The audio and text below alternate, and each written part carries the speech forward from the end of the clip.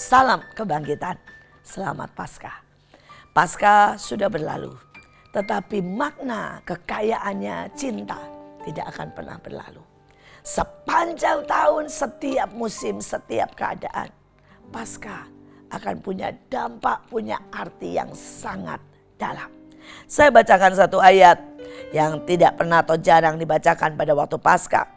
Janganlah darah korban sembelian yang kepadaku kau persembahkan beserta sesuatu yang beragi. Janganlah ada korban sembelian pada hari raya Paskah yang beragi. Saudara, Paskah adalah perjanjian darah yang memurnikan kita. Karena itu Tuhan berkata, jangan ada yang beragi. Beragi, ragi, singkatan dari racun agamawi. Saudara, apa itu racun agamawi? Yang pertama adalah kemunafikan. Pada waktu kita tidak berani mengakui dosa kita. Pada waktu kita tidak berani berkata, Tuhan ampuni aku yang bohong. Ampuni aku yang menyintai dunia. Ampuni aku Tuhan yang sudah suap. Ampuni aku yang bahkan sudah tidak ada lagi rasa pada waktu aku menyembahmu. Maka itu adalah kemunafikan. Saudara, ragi yang lain adalah kita terjebak kepada rutinitas. Tetapi sudah tidak ada gelora di situ. Sudah tidak ada passion di situ. Pada waktu semua adalah liturgi. Liturgi tidak salah. Tapi ketika itu dilakukan tanpa saudara pengertian, maka itu adalah ragi atau adalah racun agamawi. Tetapi ragi juga bisa sesuatu yang lebih lagi. Ketika kita berkata-kata tetapi kita sudah menjadi pembohong. Padahal Alkitab berkata bapak segala dusta adalah iblis. Ketika kita berkata bertobat padahal kita tidak bertobat. Padahal kita sekali tidak ada saudara keinginan untuk bertobat. Bahkan kita menghakimi orang lain. Kita berzina. Kita mungkin mencuri. Tetapi kita tetap melayani. Dan kita menjadi pembohong-pembohong yang luar biasa. Dan itulah ragi. Bisakah hari ini, di hari-hari setelah Paskah, kita mulai mengintrospeksi diri kita.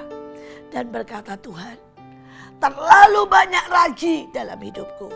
Racun-racun. Mungkin itu racun kemarahan, kepahitan, racun khawatir, racun cinta akan uang, racun membutuhkan pujian. Dan mari kita buang itu semua. Dia tidak mau, dia tidak layak untuk menerimanya. Dia sungguh-sungguh rindu bahwa darahnya tidak dicampur lagi dengan ragi, tapi dicampur dengan kemurnian, kesejatian, rasa tahu diri, pertobatan yang dari dalam. Tapi Paskah tidak cuma itu. Paskah adalah artinya darahnya ingin memurnikan kita. Saudara, Tuhan ingin supaya kita sungguh-sungguh menaikkan sesuatu yang sejati. Tetapi itu juga adalah sebuah perjanjian. Kita tahu ada perjanjian darah yang luar biasa. Paskah adalah perjanjian. Paskah adalah tanda keset olam atau kasih setia Tuhan yang selamanya sampai selama-lamanya. Artinya perjanjian yang dari generasi sampai beribu generasi. Perjanjian yang tidak bisa dibatalkan. Perjanjian yang bahkan ketika kita tidak setia, Tuhan tetap setia.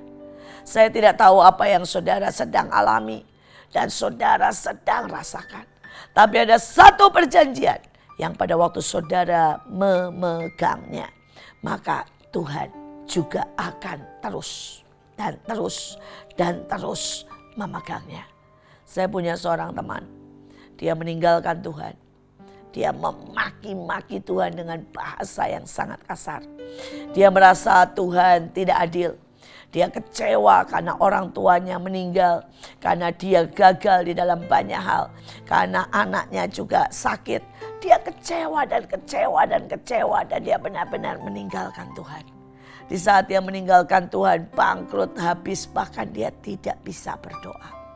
Tapi dia pernah berkata, Tuhan, aku menyerahkan hidupku, aku menyerahkan nyawaku, aku menyerahkan masa depanku.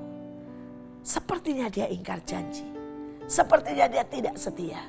Tapi Tuhan tidak pernah meninggalkan dia. Tiba-tiba suatu ketika dia terkena COVID. Dan dia benar-benar sudah melihat tubuhnya keluar. Dan hari itulah Tuhan menceritakan banyak hal. Tuhan menceritakan kenapa orang tuanya harus pulang. Kenapa anaknya sakit. Tuhan berkata, nak, aku tetap pegang kendali dalam hidupmu. Saudara, dan Tuhan memulihkan dia, Tuhan kembalikan dia. Dan sejak hari itu, saudara, dia melayani Tuhan sampai hari ini.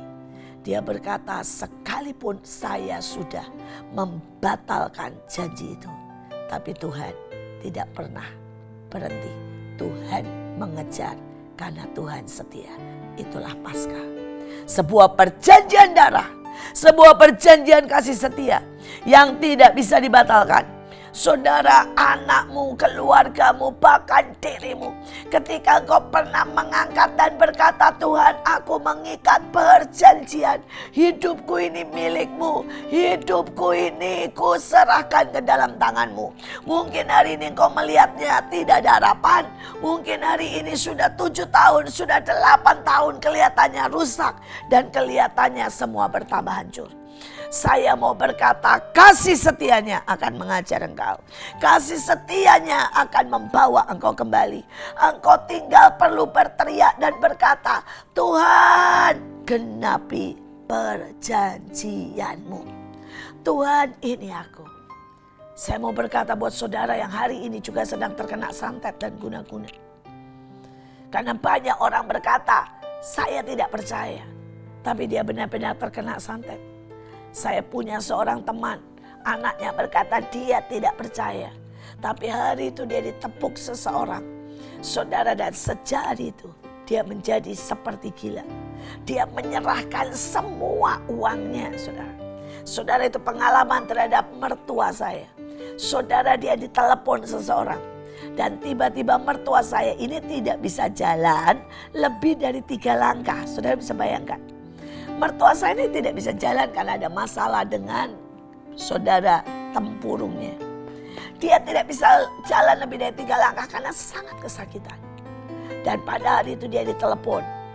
Dan orangnya berkata mengguna-gunai atau menghipnotis dia. Dia berjalan keluar ganti baju, saudara. Dia naik turun tangga sampai ke bank dan mencairkan depositonya.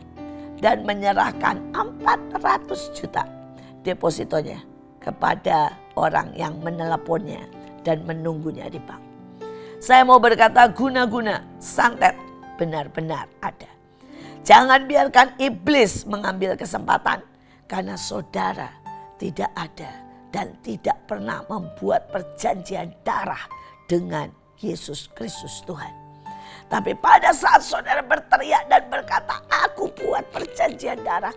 Itu pribadi lepas pribadi. Saudara tidak bisa berkata, itu dibuat orang tuaku. Pada saat aku menjadi Kristen otomatis. No. Perjanjian selalu pribadi demi pribadi. 2 pihak.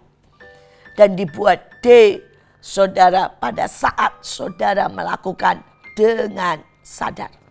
Karena itu tidak bisa wasiat ditulis pada saat keadaan sakit. Harus dalam keadaan sehat. Itulah kuasa dan nilai value syarat sebuah perjanjian. Tapi pada waktu saudara melakukannya, maka percayalah santet guna-guna tidak akan bisa. Karena ada darah Yesus yang di atas dan sangat berkuasa. Kami mendengar sebuah kesaksian. Saudara, pada saat seorang pindah rumah dan tiba-tiba istrinya bengek. Istrinya tidak bisa nafas sampai hampir meninggal. Saudara, di malam itu ketika mereka lagi keluar rumah, Tiba-tiba dia melihat pohon itu bergerak dan menari. Pohon itu berubah menjadi raksasa, ingin memukul dan ingin saudara seperti menerkam. Dan dia tiba-tiba melemparkan saudara minyak urapan. Ini pohon mencoba menangkisnya. Saudara, dan dia mulai berkata, darah Yesus. Di dalam darah Yesus. Dia usapkan dan dia berkata 3 kali, darah Yesus, darah Yesus, dan darah Yesus. Dan kemudian dia masuk rumah. Tiba-tiba istrinya lega, bisa bernafas. Dan besok paginya ketika dia bangun, pohon yang besar itu tercabut sampai ke akar-akarnya. Dan kemudian rubuh, gosong sampai ke akar-akarnya. Kuasa darah Yesus tidak berubah. Dulu, sekarang, sampai selama-lamanya.